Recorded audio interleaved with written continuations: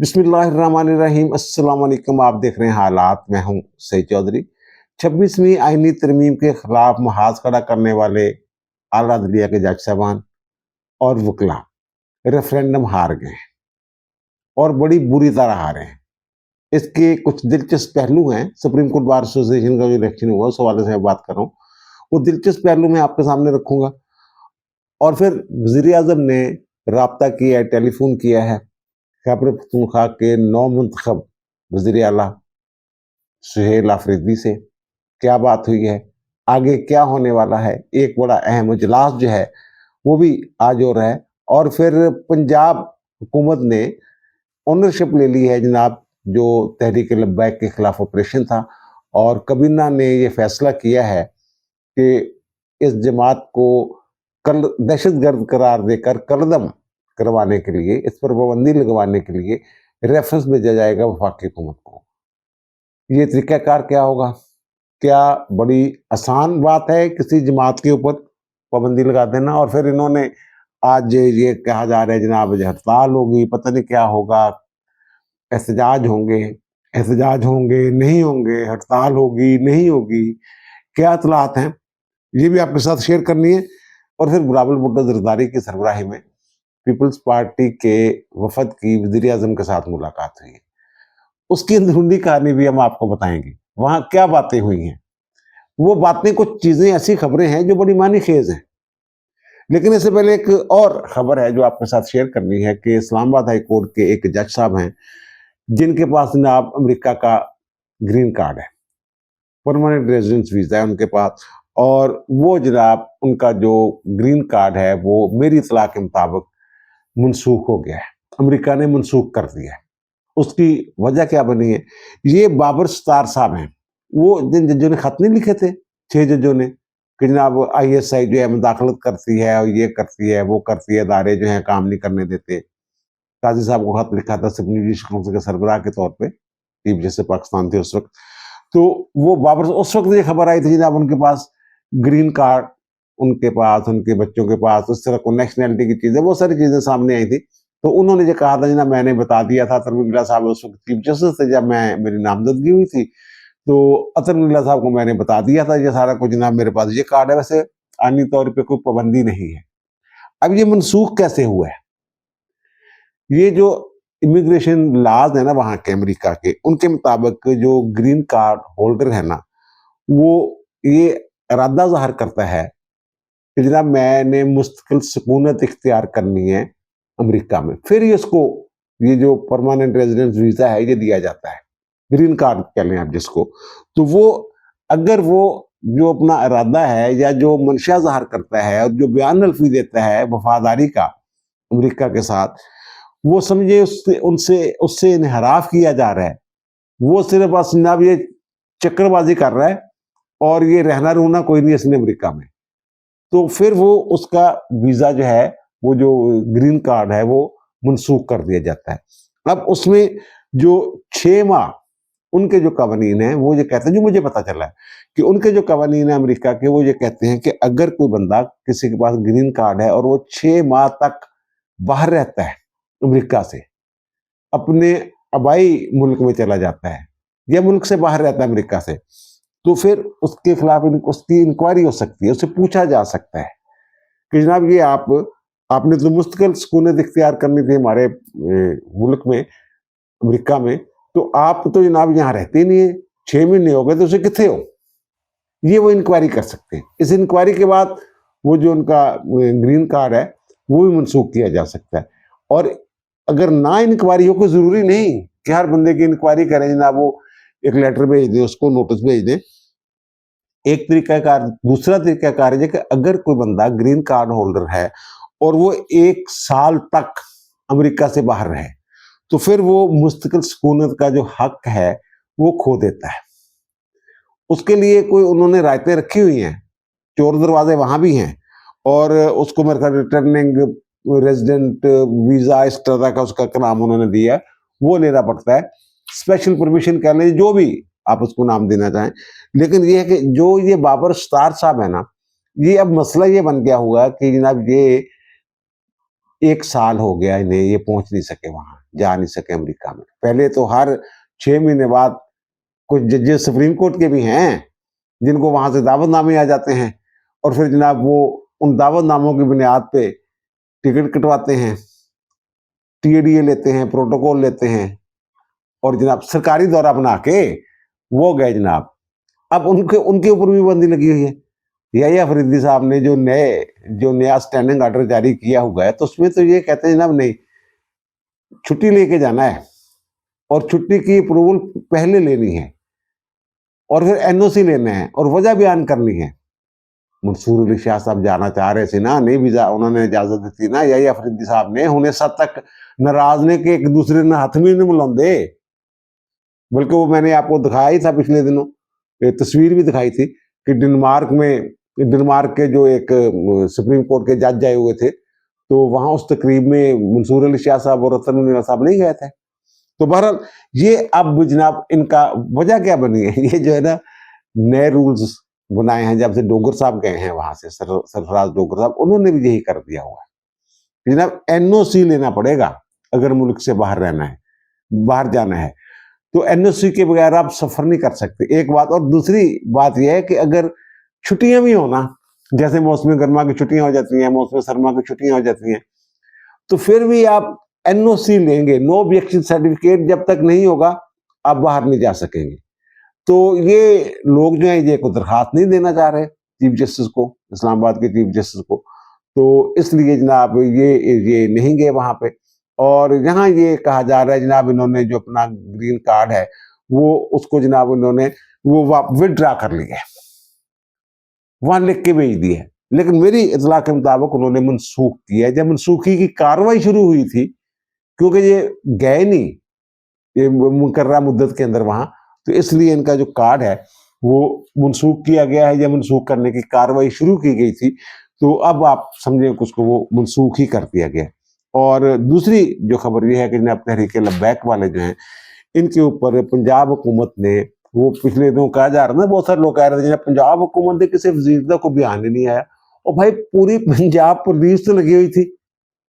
ये तहरीक लब्बैक वाला जो ये इन्होंने मुजाहरे वगैरह शुरू कर जाना था, इन्होंने अमेरिकी एम्बेसी के सामने अक्सा मार्च जो वो ये कर रहे थे, तो ये यहाँ से इन्होंने जो चौक यतीमा खाना में मस्जिद रहमतुल्लाह आलमीन से वहां इनके खिलाफ ऑपरेशन किसने शुरू किया था। फिर लाहौर में क्यों नहीं रोका जनाब, लाहौर में इसलिए नहीं रोका, उन दिनों सऊदिया का एक वफद जो सऊदी अरब का यहाँ आया हुआ था, और फिर उनके वो जोहरानी और अशाइये वगैरह थे अंगूरी बाग में, और क्या वहां उनको ये दिखाते कि जनाब ये देखें जनाब ये क्या कर रहे हैं हमारे, आप बिजनेस करने आए हैं तो ये इस माहौल में इन हालात में आपको बिजनेस करना पड़ेगा, यही है ना। और आईजी साहब जो हैं वो मौके पे मौजूद थे यार, इससे ज्यादा ओनरशिप क्या होनी है। अब ये ओनरशिप उन्होंने ये भी ले ली है कि जनाब ये पंजाब काबीना के इजलास में ये फैसला किया गया है कि इनके खिलाफ इसको दहशतगर्द तंजीम डिक्लेयर किया जाएगा और वफाकी हुकूमत को रेफरेंस भेजा जाएगा।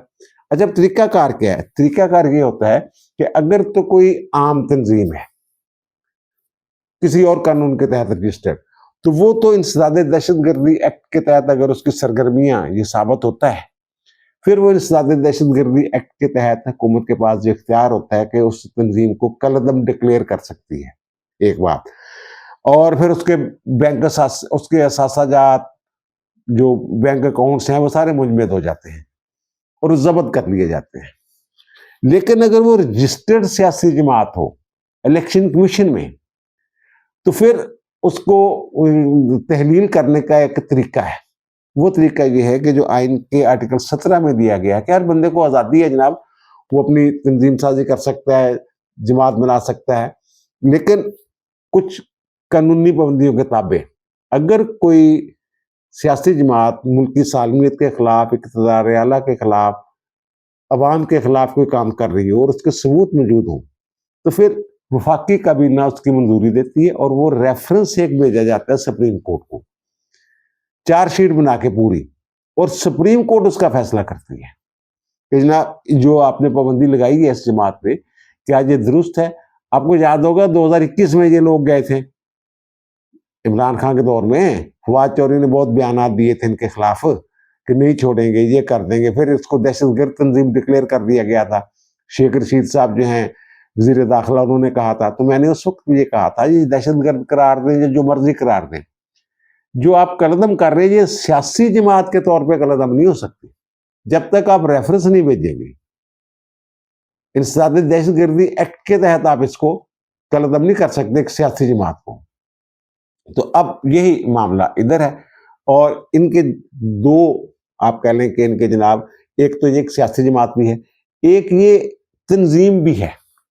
जो तंजीम है ना, जो मजहबी तंजीम जो है, ये जो इनकी मसाजिद हैं, मदारस हैं, और वो सारी चीज़ें जो हैं, वो तो लग सकती है पाबंदी उनके ऊपर। वो मसाजिद जो हैं वो वकाफ को दी जा सकती हैं, और इन्होंने फैसला भी किया है जनाब वकाफ को दे देंगे। इनके मदारस जो हैं वो भी इनसे ले लिए जाएंगे। तो लेकिन जो बतौर सियासी जमात जो है तहरीक लब्बैक पाकिस्तान, उस पे पाबंदी के लिए आर्टिकल 17 के तहत रेफरेंस ही भेजना पड़ेगा, एक बात। और दूसरा कि इनके खिलाफ चार्जशीट आई है जनाब 2016 में, मेरे ख्याल ये या 2014 में, वहाँ राउंड अबाउट ये जमात जो है ये बनी थी। और फिर जनाब अब तक ये जमात है 2016 से 2025 तक जनाब इस जमात ने क्या क्या किया है, जो चार्जशीट तैयार की जा रही है, और जो पुलिस रिपोर्ट जो है वो सबमिट की गई है, जिसकी बुनियाद पे इसको दहशतगर्द करार दिया जाना है इंसदादी दहशतगर्दी एक्ट के तहत। तो वो जनाब इन्होंने 11 पुलिस वाले जो हैं वो अब तक शहीद किए। एक तो अब हुए हैं ना मरीज के में, और इससे पहले जो पिछला 2021 वाला में उसमें 8 शहीद हुए थे, 9 हो गए, 2 और लोग जो हैं वो शहीद हुए हैं। और जनाब इन्होंने वो फायरिंग के जरिए, डंडों के जरिए, वो किलों वाले डंडे होते हैं इनके पास, और पथराव के जरिए इन्होंने 1648 जो एहलकार हैं, पुलिस एहलकार, वो जख्मी किए।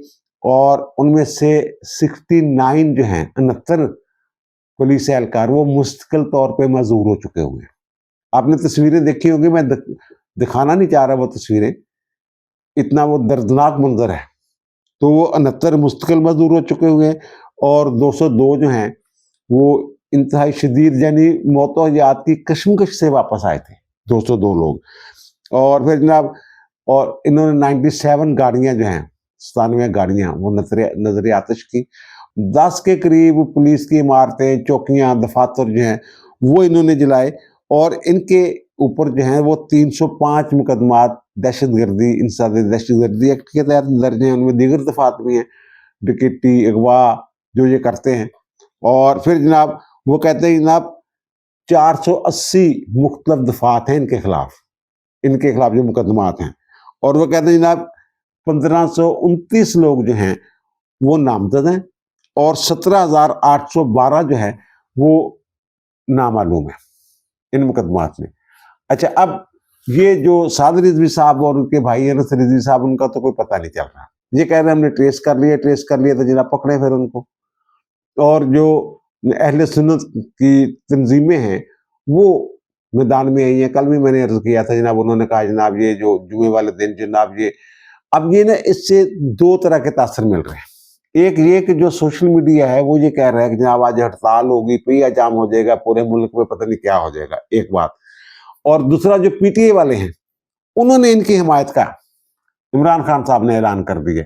बल्कि इमरान खान साहब ने तो ट्वीट कर दिया जिसमें वो कहते हैं बदन 400 और 600 के करीब लोग जो हैं, दूसरा फरीक ये कहता है कि जनाब वो जाँ बक हुए हैं, ये वो कहा है। और हुकूमत ने फैसला किया कि जनाब ये अफवाह साजी और इश्तियाल फैलाने के इल्ज़ाम में, झूठी खबर फैलाने के इल्ज़ाम में इमरान खान के खिलाफ जो पीका का कानून है उसके तहत भी एक मुकदमा दर्ज किया जाएगा।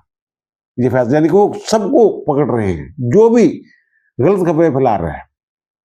ये यानी कि 282 तो है भी, इनके नजदीक एक सादा सा फिगर है कि 282 बंदे जनाब जहां बाक हो गए।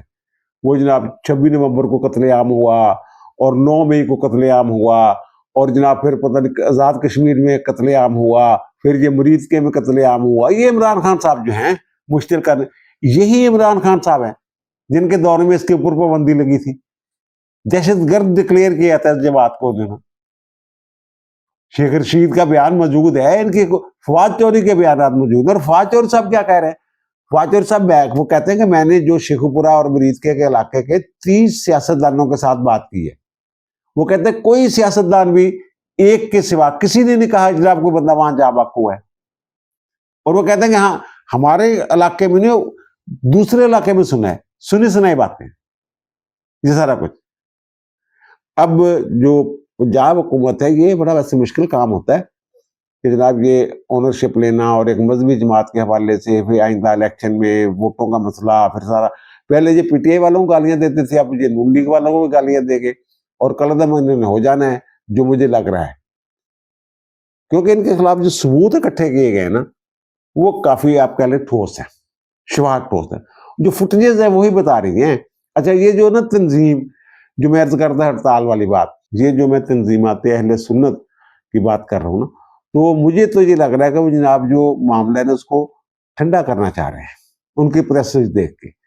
उन्होंने ये कहा जनाब एक तो जनाब जुडिशल कमीशन बना दें, दूसरा उन्होंने जनाब मुज़ाकरात करें, और फिर साथ ही उन्होंने कहा जनाब जुमे वाले दिन जनाब तमाम मसाजिद में, मुल्क भर की मसाजिद में साना मरीदके के खिलाफ करारदादें जो है वो मंजूर की जाएंगी। उन्होंने सड़कों पर आने की बात नहीं की और ना ही इन्होंने कोई हड़ताल की कॉल दी है। तरीके लब्बैक वालों ने, इनके जो अमीर हैं बलूचिस्तान के, जिन्होंने पहले दिन ये कहा था कि जनाब आप घरों को चले जाए, हम बदला लेंगे और जुमे वाले दिन साहब दाता हजूर के वहां दरबार पे हमने इकट्ठा होना है, वो तो खुद कई रूपोश है। जो अमीर है मरकजी इनकी जो शूरा है उनके रुकन, जिन्होंने ये ऐलान किया था। मेरी ताजर तंजीमों से और ताजरों से बात हुई है, वो कहते हमें किसी ने नहीं कहा, किसी तरफ से हमें कोई काल मसूल नहीं हुई कि जनाब आपने हड़ताल करनी है। ट्रांसपोर्टर भी यही कह रहे हैं और वो कह रहे हैं हमने तो दुकानें खोलनी है।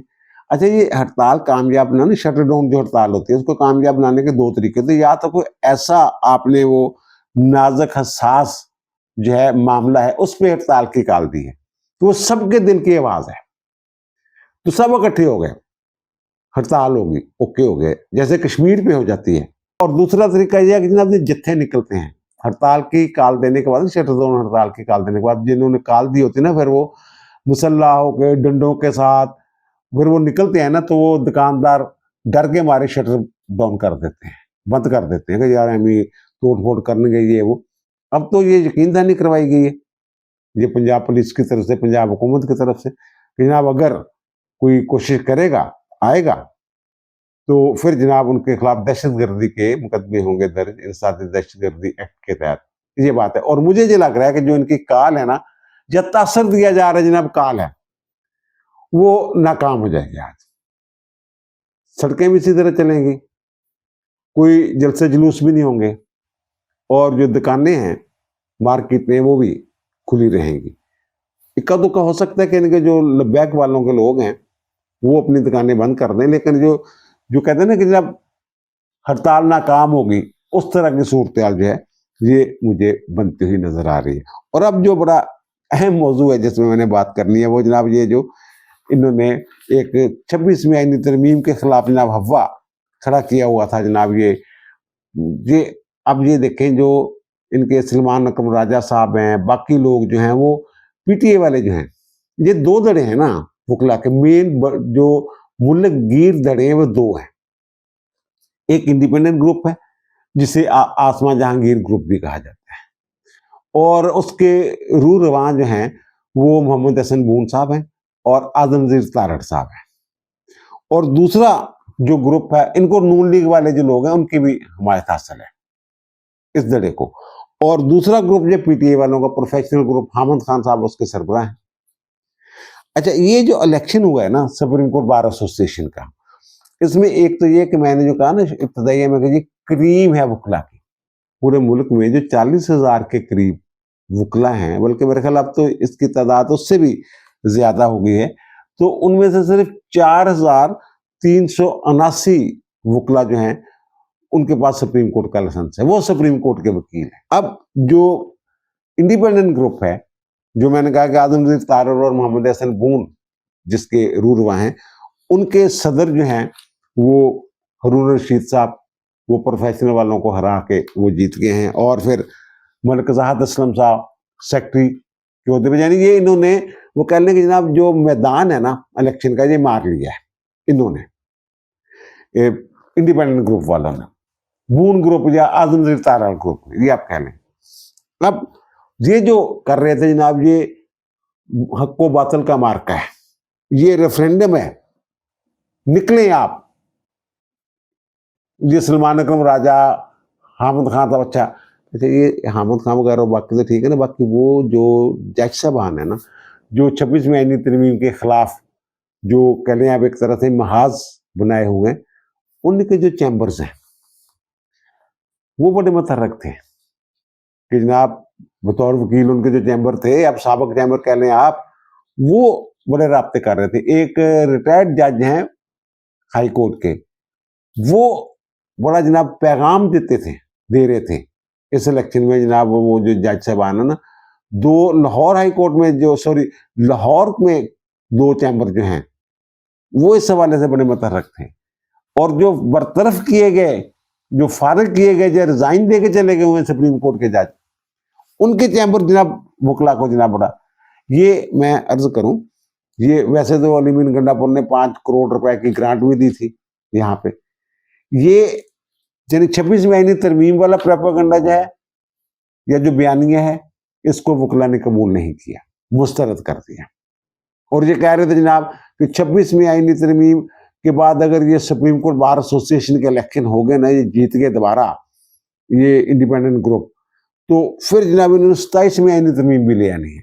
और 27वीं आईनी तरमीम के वो बड़े नाजुक किस्म के ना वो लेके आ रहे थे निकात सामने कि ये अदलिया बिल्कुल जनाब वो थले लग जाएगी, अदलिया की आजादी गई।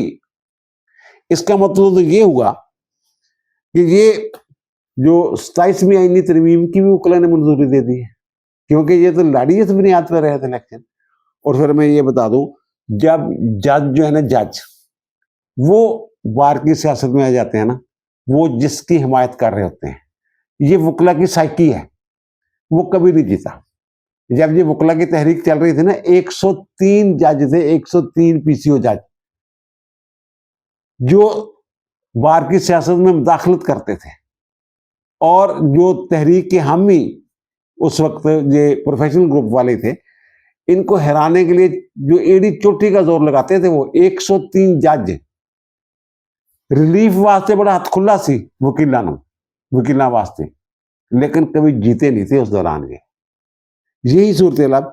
अब ये जो जितने भी पोलिंग स्टेशन हैं, देखें जो बलूचिस्तान वाले हैं, वो 26वीं आईनी तरमीम के खिलाफ गए हुए सुप्रीम कोर्ट, बलूचिस्तान बार वाले, उन्होंने पिटीशन फाइल की हुई है 26वीं आईनी तरमीम के खिलाफ, वहां से हारे हैं ये 26वीं आईनी तरमीम वाले के जो मुखालिफ हैं, वो वहां से भी हारे हैं। प्रोफेशनल ग्रुप का बंदा वहां से भी, कराची जो बार एसोसिएशन में अतरम नीला साहब 5 सितंबर को वहां खिताब करके आए, उस दिन भी मैंने ये कहा था कि मुझे तो लग रहा है ये इलेक्शन कैंपेन कर रहे हैं, इलेक्शन सर पे हैं। तो वो कराची से भी हार गए। यानी कोई एक स्टेशन भी ऐसा नहीं जहां से, ये पहली मर्तबा हुआ है जब से मैं देख रहा हूं इलेक्शन होते हुए, 96 से मैं देख रहा हूं। तो ये कभी ऐसा नहीं हुआ, कभी किसी स्टेशन से एक बंदा जीत रहा होता है, एक ग्रुप, दूसरी जगह से दूसरा बंदा। इस दफा तमाम जो स्टेशन है वहां प्रोफेशनल ग्रुप जो है वो जीता है। इसका मतलब क्या हुआ? इसका मतलब यह कि वकला जो है, ये जो इंतशारी बयानिया है, इसको कबूल करने के लिए तैयार नहीं, और वो नहीं समझ रहे कि 26वीं आईनी तरमीम जो है वो अदलिया की आज़ादी पे कोई शब खून है। अच्छा, अब इसके बाद 1 नवंबर को जो सूबाई बार कौंसिल हैं, Punjab bar council, Sindh bar council, Balochistan, Khyber Pakhtunkhwa bar council, उनके जो इलेक्शन है वो होने हैं। उसके बाद पाकिस्तान बार कौंसिल का इलेक्शन होना है। फिर फरवरी में हाई कोर्ट बार्स के इलेक्शन जो है वो शुरू हो जाने हैं, और जनवरी में, उससे पहले, फरवरी से पहले जो है वो डिस्ट्रिक्ट बार एसोसिएशन जो है उनके इलेक्शन शुरू हो जाने हैं। लेकिन सबसे बड़ा मुकाबला जो मैं समझ रहा हूं, जिसकी कोई से है, जिसके लोगों के बारे में ये कहा जा सकता है ये मैच्योर लोग हैं, वो सुप्रीम कोर्ट बार एसोसिएशन है। यानी 40,000 में सिर्फ 4,379 लोग। किधर क्या बयान किया इनका? रेफरेंडम तो फिर हो गया, हूं चुप करके बैठ जाओ तुझे घर। 2 और मौजूद रह गए, उन पर मैं मुख्तसर अर्ज करता हूँ। एक तो जनाब वज़ीर आज़म के साथ मुलाकात हुई है बिलावल भुट्टो की सरबराही पीपल्स पार्टी का जो वफद था। दूसरी तरफ वहाँ वो राणा सनाउल्लाह भी थे और वो जो ख्वाजा आसिफ भी थे, इसाक डार भी थे और इनके साथ जो है वो शहरी रहमान साहबा थी और नदीम अफजल चंद साहब थे, राजा परवेज़ अशरफ थे, ये लोग बिलावल साहब। अच्छा वहाँ ये जो इनके खिलाफ पंजाब और सिंध के हुकूमतों के दरमियान नहीं जो बयानबाजी वगैरह उसी वाले से जनाब जो जरदारी साहब से मिल के आए थे वहाँ ये और फिर ये बिलावल भुट्टो को फ़ोन भी किया था वज़ीर आज़म ने, तो फिर ये जनाब दावत दी थी, आएँ जनाब मुलाकात करते हैं, हालात बड़े गड़बड़ इधर-उधर हो गए हुए। तो वो जनाब वहाँ ये गए हैं। अब जिस बंदे की वजह से ये तनाज़ा खड़ा हुआ था, जिस बंदे के बयानात की वजह से, अब वो जो खबरें बाहर लीक कर रहे हैं इस मुलाकात की, मेरी इत्तला के मुताबिक मामला ठीक है, सही समझ जा रहे हैं। अब वो जो कह रहे हैं वो ये अब बहरहाल उनके ज़राए से ये मैं बता रहा हूँ कि जनाब वो बाहर आकर किस तरह की बातें कर रही हैं, उन्हें चैन नहीं आ रहा। पहले पीटीआई तुर गए सी, फिर पीटीआई जो फिर पीपल्स पार्टी च आ गए, पीपल्स पार्टी ने छट के ही गए सी। इलेक्शन भी हारे, लोगों ने कबूल नहीं किया इनको। अच्छा बहरहाल वो जनाब ये कह रहे हैं कि जनाब वहाँ जो ये कहा गया जनाब मरियम के बयानात जो हैं ये ठीक बात नहीं है वगैरह वगैरह। तो जनाब उन्होंने ये कहा, वज़ीर आज़म ने इसाक डार को ये कहा कि जनाब आप इसको ना मामले को हल करने में अपना किरदार अदा करें। यानी शो ये कर रहे हैं कि जनाब ये काम अभी रुका नहीं। और फिर वो कहते हैं कि जनाब बिलावल भुट्टो ने कहा कि 18 अक्टूबर को ना हमारी सेंट्रल एग्जीक्यूटिव कमेटी का इजलास हो रहा है, वहाँ हमने ये फैसला करना है कि हुकूमत के साथ रहना है या नहीं, वहाँ हमने ये फैसला करना है। इस तरह की मुलाकातों में, खैर सगाली की मुलाकातों में इस तरह दो टोक बात की जाती है, आप ये बताएं। लेकिन वो जो तीली लगाने वाले हैं ना वो लगा रहे हैं। तो फिर उन्होंने कहा शहबाज शरीफ ने कि जब मैं जो है ये खुद मियां नवाज शरीफ से बात करूंगा, यानी मतलब है कि मेरी भतीजी मेरी गल नहीं मानती। इस तरह की खबर जी दी जा रही है, जबकि मेरी इतला के मुताबिक बड़े खुशगवार मूड के विच सारियां गल्लां होईयां और ये कह रहे हैं कि जनाब वो भतीजी गल नहीं मनती, बड़ी अथरी हुई है। तो उन्हें कहा जी मैं बड़े मियाँ साहब नाल गल करदा। और आखिर में वो मैं अर्ज करूंगा कि जनाब जो सुहेल अफरीदी साहब हैं उन्होंने ऐलान किया था जनाब मैंने पहुंचना है और ख़त भी लिखा था अडियाला जनाब मुलाकात करने के लिए। मैंने कहा ये कोई लीगल वे नहीं है जो उन्होंने इख्तियार किया। लीगल वे तो ये था कि जो बैरिस्टर अली ज़फ़र ने लिस्ट दी है उसमें अपना नाम लिखवाते, फिर अगर मुलाकात ना होती तो फिर कहा जा सकता था।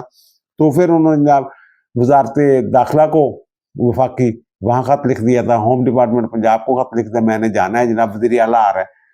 तो वो उन्होंने एक नाके से रोक लगे नहीं जान देते, उन्होंने बैठा रहे बेचारा बैठबुक चले। फिर बहरहाल जो हमारे वज़ीर आज़म उन्होंने उनको फ़ोन किया, पता ही चला है।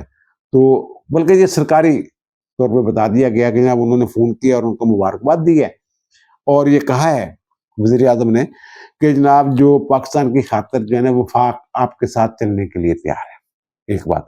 और दूसरा ये जो ना गर्मी है इनको अभी इक़्तिदार की, ताज़ा-ताज़ा पड़ चढ़े हैं ना घोड़े पे, तो वो ज़्यादा देर जो है ना ये जो घोड़ा है ज़्यादा अथरा घोड़ा जो थक भी जाता है। ये आप देखिएगा, ये हफ़्ते 10 दिन की या हफ़्ते 2 हफ़्ते की बात है। आप देखेंगे कि इनका जो इनको पता समझ आ जाएगी कि वज़ीर आला होता क्या है और करना क्या होता है। अच्छा उसके जवाब में ये कहते हैं जनाब मैंने कहा कि जनाब देखें बानी से मुझे मिलने दें, इमरान खान से। अच्छा ये जो कहते हैं ना बानी से मिलने दें, मैंने कमीना का ऐलान करना है, वो मैंने पहले भी एक विलाग किया था जो अलीमीन गंडापुर के इस्तीफे के हवाले से, जो उसने लिख दिया कि इमरान खान के कहने पे मैं ये कर रहा हूँ उनके हुक्म की तमील। मैं ये कह रहा हूँ कि नवाज शरीफ वाले केस में डिक्लेयर किया जा चुका है कि जो बंदा असम्बली की अहलियत के नहल हो, जो खुद बादशाह नहीं बन सकता वो बादशाह गर भी नहीं हो सकता। ये उस फैसले की खिलाफ वर्जी हो रही है। इमरान खान की दरखास्त भी फैसला दिया था वो साकिब निसार साहब वाले बेंच ने। अच्छा बहरहाल वो जनाब जो वो कहते हैं मिलने दें और दूसरा फिर उन्होंने जनाब सबसे पहले पाकिस्तान, बाकी चीज़ें बाद में। तो पहले तो ये कहते थे सबसे पहले इमरान खान, अब इस तरफ आ गए हैं। अच्छा बहरहाल मेरी जो इतला है ना उसके मुताबिक जो है वो इनको दावत दी है उन्होंने। आज ये बड़ा एक अहम अजलास जो है आला सतह का वो हो रहा है अफगानिस्तान के हवाले से, खित्ते की सूरत हाल के हवाले से। बहुत सारे उसमें मामलात हैं, वो वज़ीर आज़म उसमें उसमें चारों जो वज़राला हैं वो शरीक होंगे, आज़ाद कश्मीर के वज़ीर आज़म शरीक होंगे और गिलगित बल्तिस्तान के वज़ीर आला उसमें शरीक होंगे। तो उसमें बड़े अहम जो हैं वो फैसले किए जाएंगे जी। महाजरीन का जो अफगान महाजरीन वाला मामला है, 7 दिन दिए हुए हैं इनको, जनाब आप जाएं, निकलें यहाँ से, और ऐलानात हो रहे हैं और इश्तिहारात जो हैं जो छप रहे हैं कि जनाब बताएं ये कहाँ कहाँ ये इलीगल लोग रह रहे हैं, इनको वापस भेजें। तो फिर वो सरहद जो है वो बंद पड़ी हुई है और उनके कंटेनर जो हैं वो वहाँ बंदरगाह पे खुल रहे हैं। तो वहाँ तो 10 दिन बाद ही उनकी वो ची बोल जानी है, उनको तो खाने के लाले पड़ जाने हैं, सामान उनका तबाह हो जाना है। हाँ, वो लोग जो अफगान ट्रेड के जरिए, ट्रांजिट ट्रेड के जरिए जो अपना पाकिस्तान में माल उतारते थे, गड़बड़ करते थे मिली भगत के साथ, उनको तकलीफ हो सकती है पाकिस्तान के अंदर, वरना पाकिस्तानियों को क्या फर्क पड़ता है उससे, तकलीफ तो उनको है। वज़ीर आज़म ने तो दो टोक कह दिया हुआ कि जनाब वहां से अफगानिस्तान से यहाँ फितनतुल खारिज आते हैं, जो यहाँ कार्रवाई करते हैं, हमारे सब्र का पैमाना वो कहते हैं लबरेज हो गया है, जिसकी वजह से हम ये जो अपने दिफा में ये सारा कुछ कर रहे हैं। बहरहाल अल्लाह करे, उसमें मेरा ख्याल है वो जो आला सतही इजलास है, तो अलामगी में तो नहीं बताया गया, मेरा ख्याल है कि आला अस्करी शख्सियात जो है ना वो भी शरीक होंगी, क्योंकि ये बड़ा ये इजलास है जो आज वज़ीर आज़म उसमें हो गया। अब दीजिए मुझे इजाज़त, इंशाअल्लाह दोबारा मुलाकात होगी नए भी इलाक़ के साथ। अल्लाह ताला आप पर, मुझ पर, हम सब पर मेहरबान रहे। अल्लाह हाफ़िज़।